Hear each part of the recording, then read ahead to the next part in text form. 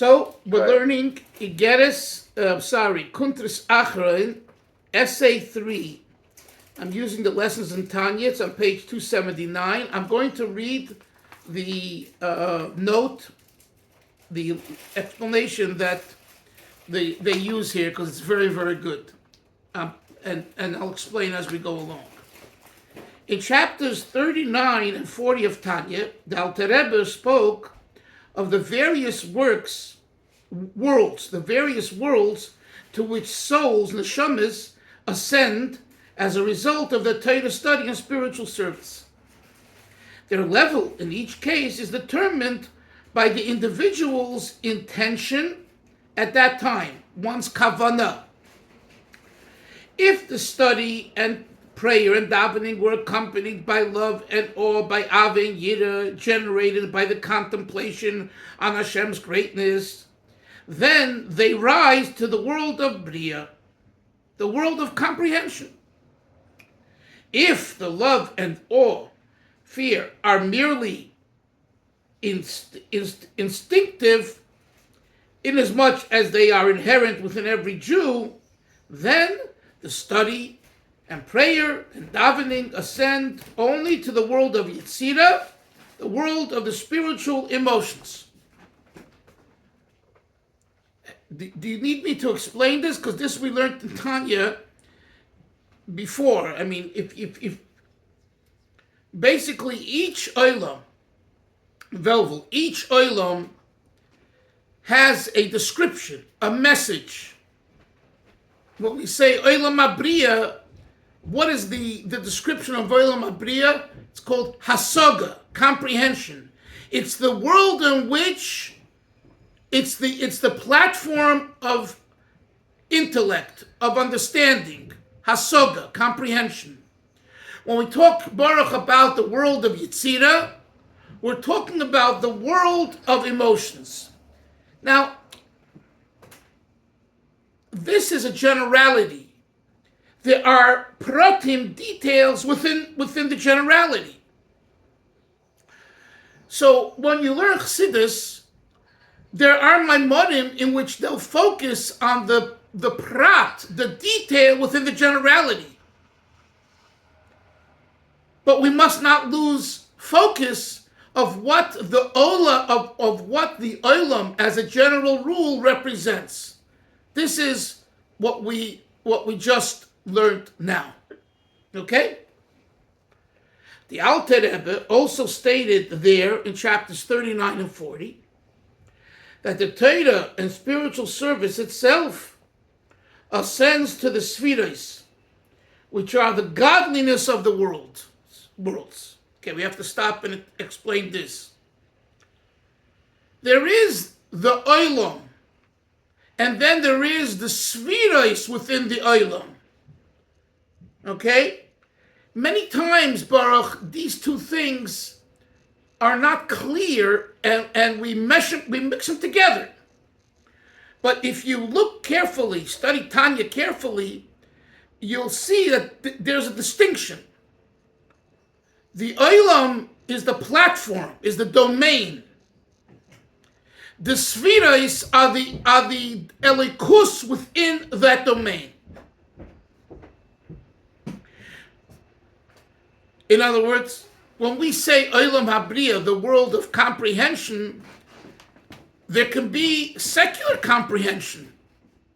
There could be light comprehension. There could be heavy comprehension, but it's still not Baruch. It's still not godly comprehension.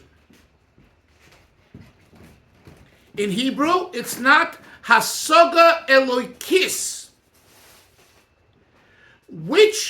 Where do we find the hasaga eloikis element within a world? That's in the spheres within the world. That's what we just said over here. Next paragraph. Third paragraph in Lessons in Tanya on page 279. All this, however, applies only when the Torah study and the spiritual service are motivated by a Kavana, lishma, a pure intent born out of a love or awe of Hashem. If, however, this intent is lacking, such as when one studies Torah out of habit, this Torah study does not ascend to the spheroids of the worlds. For the spheroids are the godliness of the world, and without love and fear, they cannot ascend and stand before God. Such a grade of Torah study ascends only as far as the chitzonius, the external aspect of the worlds, where the angels abide. You hear that? Avi, when you learn Torah, but you're learning Torah shaloi lishma, you're learning Torah to be a rabbi, you're learning Torah because you feel, you missed so much, so you got to make up. You're learning Torah to impress the woman who was in your life. Whatever. You're learning Torah for your grandchildren so they shouldn't call you an ignoramus. For whatever reason. Right? That's not called a Shema. That's called Shaloi L'Shema. Now, we know that the Torah Shaloi L'Shema, B'al Shema, from the... But the facts are, it's Shaloi L'Shema. It says the Alter Rebbe, when you learn Torah Shaloi L'Shema, it doesn't ascend to the spheres within the world. It just ascends to the world, which is the abode of the platform. But there's no holiness associated with it. Concerning next paragraph, concerning this, the Alter Rebbe quoted Reb Chaim Vital, who states that Torah study that is uninspired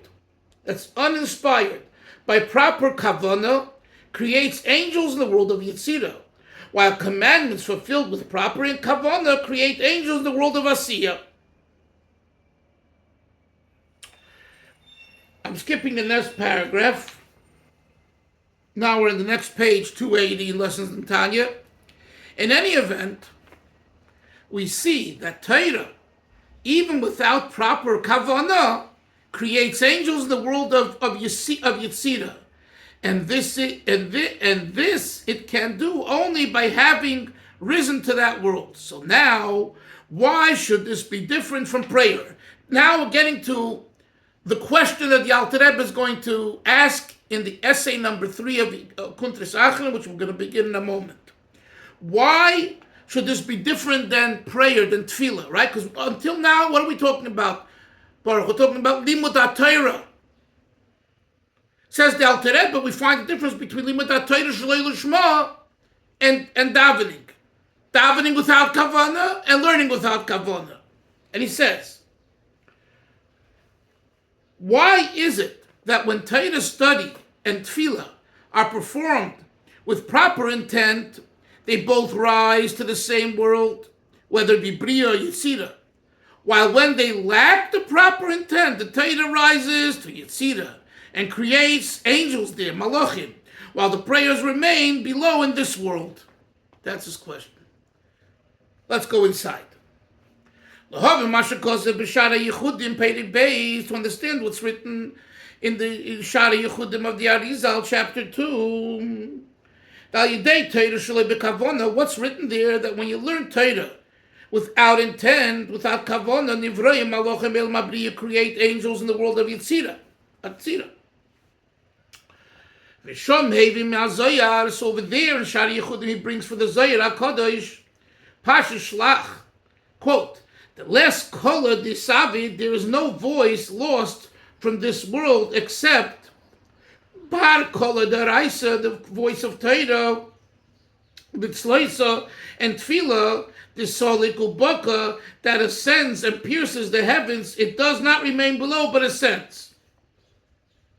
V'hine. Mikavonas atfila nivru malochem be'elam abriya. When you have the proper kavana, avi, in davening, you create malachim. Where? In the world of Bria. As similar to when you have kavana, when you study Torah and you have kavana. But when you study without kavana, when you daven without kavana, the davening is repelled utterly downward. It remains here on earth. Now we wonder, why does my tefillah not help? Because it hasn't gone up. There was no kavana. As it says in the Holy Zohar, quote, goy rokia tato hulu, into the lowest heaven. When davening is not as it should be, when it is without proper intent, it is banished into the lower of the heavens that govern the world. And this is such an important point what the Zohar says, and it answers why aren't my tefillas answered? Because you didn't have kavana. If you didn't have kavana, it stays here in the lower worlds and never ascended. So what do you expect? Chevra, that's why it's important, very important to have kavana when you daven. And of course, it's hard to have kavana in entire davening, so pick a paragraph. Rabbi Gafni, may be well, in Tzfas, told me when I interviewed him years ago that he davened every day with what's called in Chabad barichos at length, and it caused him. And at I think 11 o'clock, he had the Baal Tshuva program in Kfar Chabad before, years ago. It caused him to come late. So he was in Yechidus with the Rebbe. And the Rebbe told him he shouldn't do that because teaching Talmidim has a priority over your own davening. Right? But the Rebbe told him he should do what the old Hasidim of the Alter Rebbe and Hasidim of Chabad Hasidim of generations, here's what they would do, Baruch. Remember this quote. They pflegen machen a Kneich in Siddur. They used to make a fold in their Siddur. Right? Moshe, here's their Siddur. So one day they had like this, and the next day they had this. In other words, every day they took a line, a paragraph, whatever, and they focused on it. And that was their kavanah.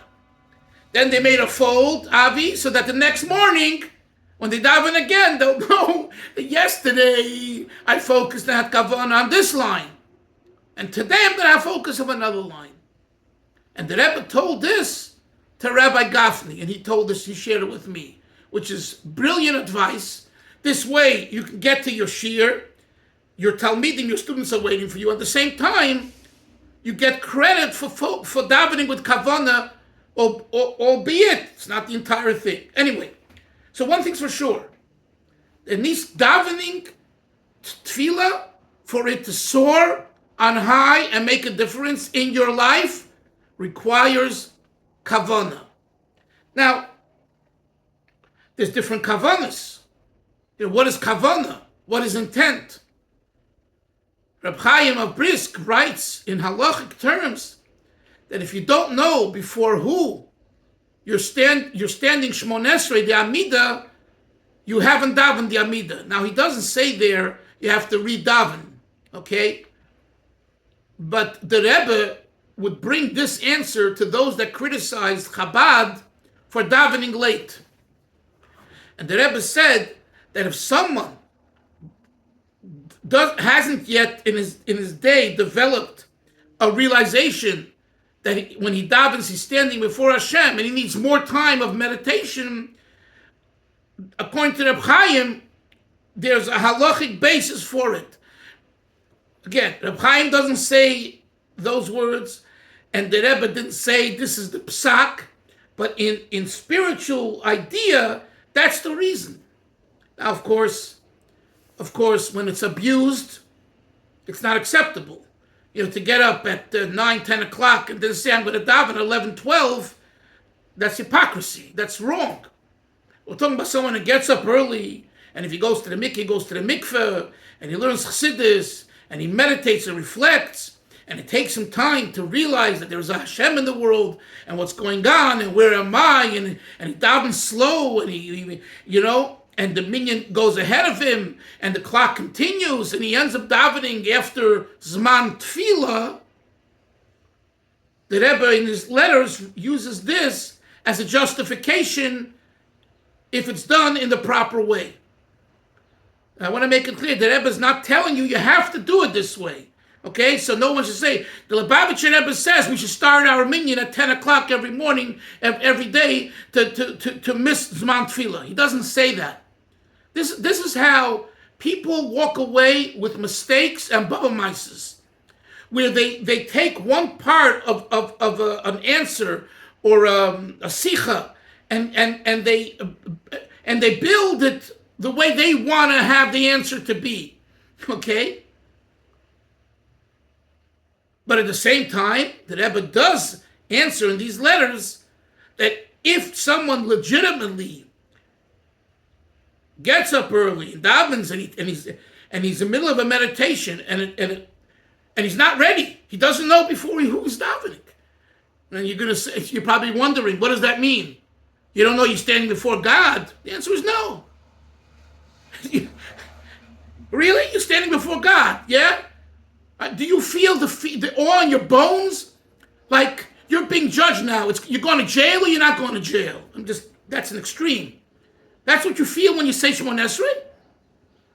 Do you feel now you're on the verge of finding the treasure or not? You feel that every morning when you say Shemon Esrei? Or Mincha Ma'ariv?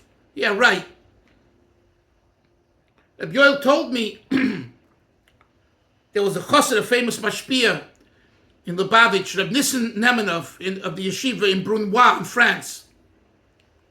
Rabbi Yoel told me that he saw once a regular Ma'ariv, a Tuesday, Wednesday night, the man stands Shemon Esrei and the minion standing Shemon Esrei, tears are just rolling down. The man is, what? What happened? Rabbi Yoel Khan, who was the chayzer, the genius, was so impacted.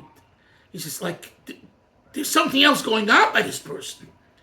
And believe me, he wasn't crying, he wasn't having tears because his cow didn't give milk or his stock dropped that morning because he didn't have a cow and he didn't have stocks. He was thinking about Hashem, something, and it overtook him, right? So when we say Kavana, and the Reb Chaim Brisker, right, says, Avi, you need to know Amida. You're standing up, you're doing silent Shemon Esrei, you're standing before Hashem. Who is this God that you're standing before? So naturally, is there an end to that answer? No. But at the same time, there is a beginning, a basic beginning. So I'm just saying this, I just elaborated for a moment, because the Alter Rebbe, he brings the Zohar HaKodesh, that without Kavana, the prayer is repelled utterly downward. That's heavy statement. And at the same time, that statement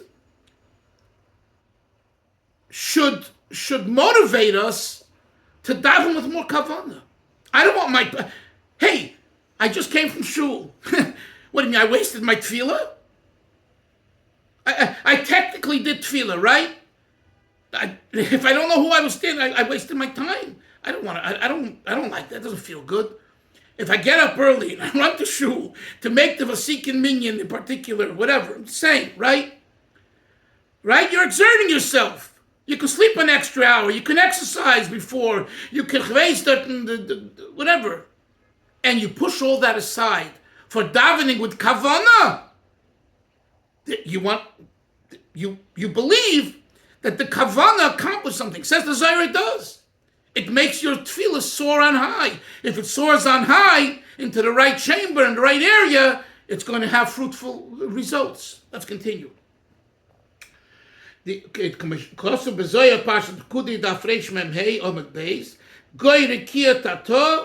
prayer is not as it should be, when it is without proper intent, it is banished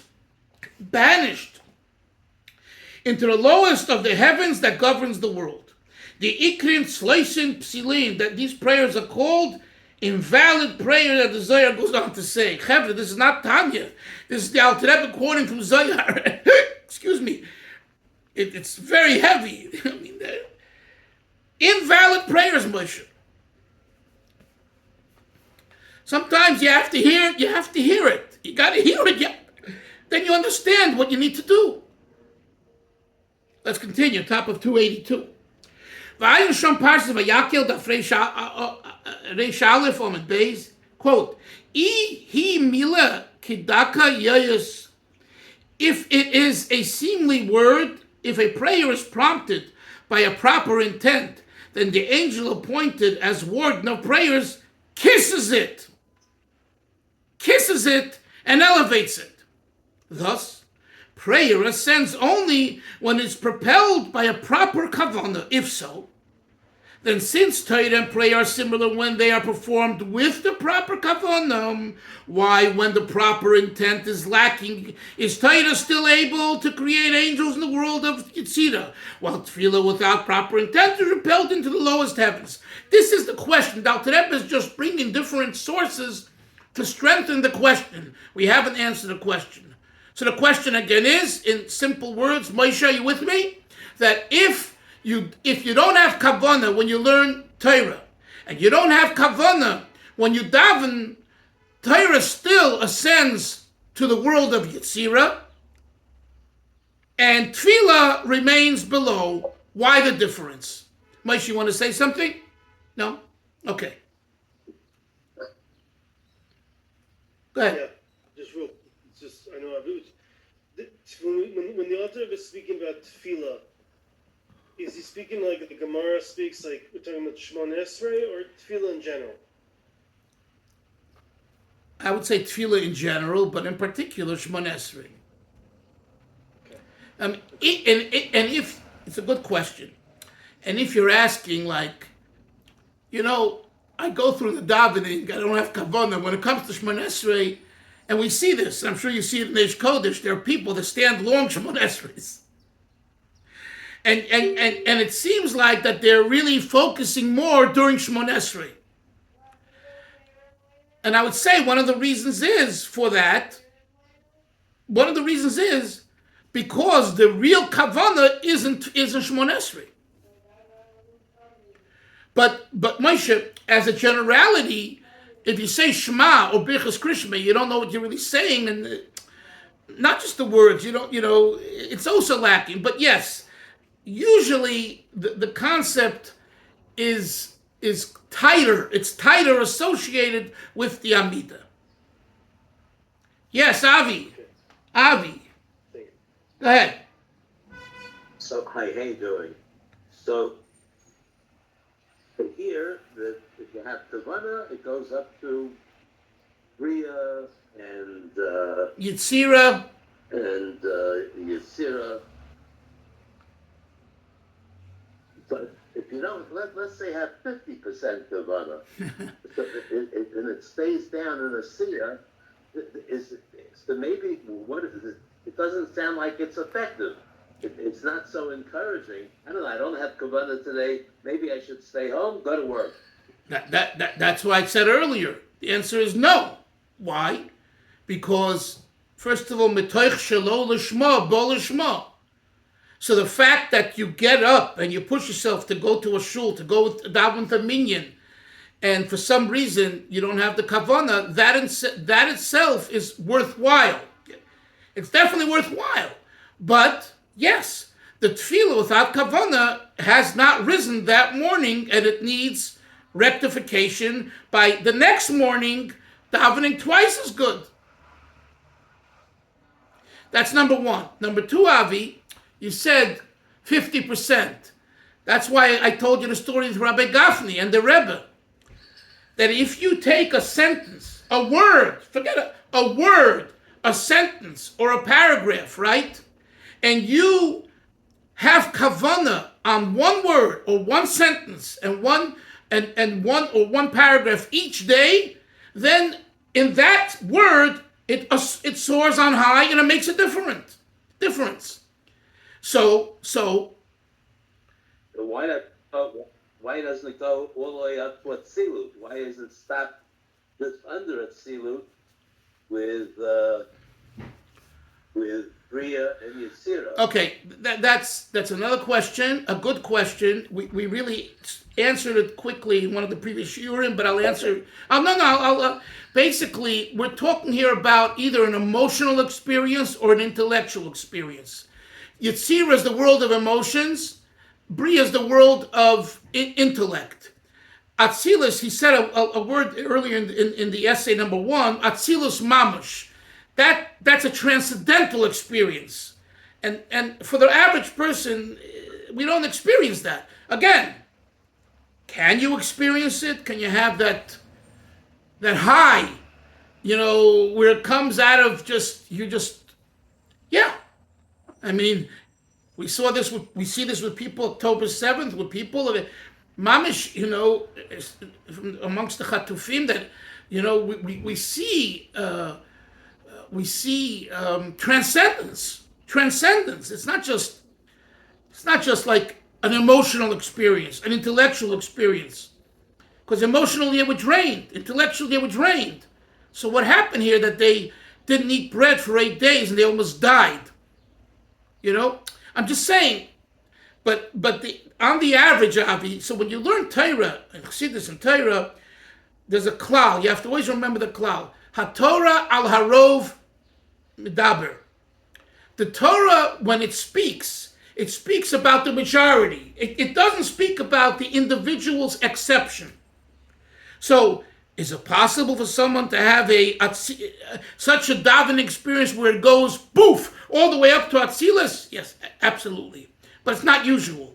So when in Kabbalah too, in the Zohar HaKodesh and in Arizal, when it makes these statements, overall, it's talking about the general situation. And this is an important caveat when you learn Chassidus, Kabbalah and Chassidus. But so as I said, I'm glad you brought it up.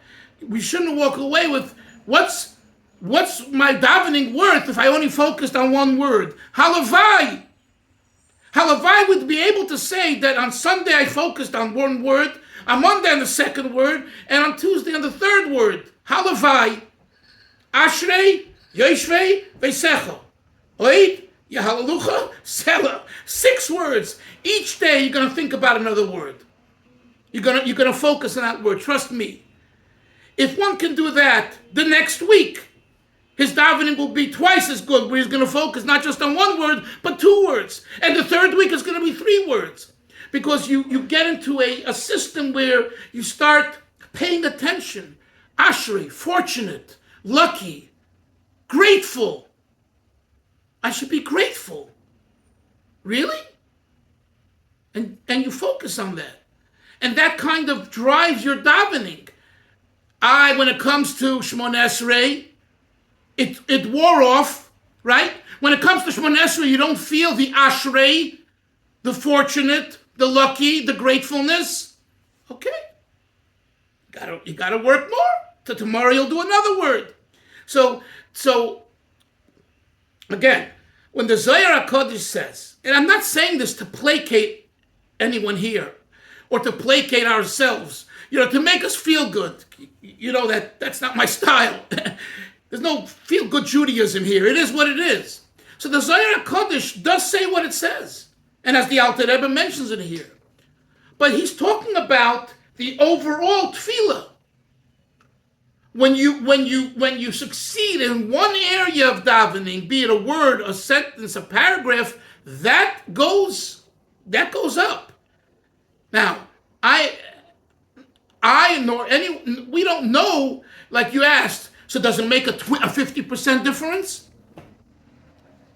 If I had to guess, I would say yes. I don't mean 50%. Yeah. In other words, it's like the bracha through tefillah. We're asking for something, health, parnasa, safety, right? And we know stories of the Baal Shem Tov and the tzaddikim that the bracha came into one area, didn't come. And they came to the Baal Shem Tov and they said, no, you gave me a bracha, what's going on? He says, what would you rather have, children or life? Now it's a tough, right? It's a very tough answer, a very tough position to accept. But when you think about it,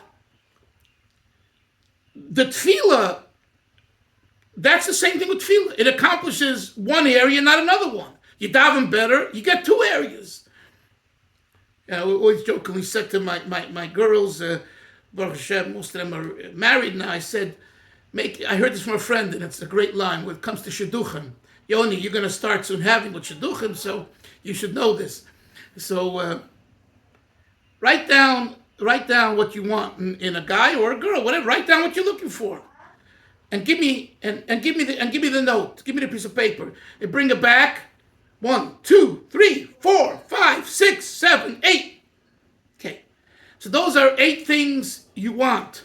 Now it takes the paper. We take the paper, we tear it up, and we say, now write down 2 things that you need. Not things you want, but you need. And you don't get more than 2. And be happy with 2. Verstehst? And it's this way in life too. Of course, we want this and we want this, and the Eibishter is Eibishter. The Eibishter can give Ein Sof. But remember that. So why am I saying this? It's the same thing in Tefillah. We can't look at davening like, look, I davened and I requested parnasa, and I requested good health, and I requested more children, and I requested the shidduchim, and I requested this, and the next day, the next week, the next month, the next year, it still didn't happen. The answer is, maybe you requested too much at one time. Or maybe accept that Hashem knows, and it's good that you requested, but He knows what's best for you. Okay. Oh, it's already 8:15. Yeah. Rabbi, just on the last point where you just said. Yeah. My father, Al Hashem, used to say he always had a song from the 60s with the Dvar Torah. He said the Rolling Stones had a song. It was called "You Don't Always Get What You Want, but You Get What You Need." Yeah. Okay, I didn't know the Rolling Stones had that. But you see, we take that, we bring it into Kedusha. Yeah. Well, very good, very good.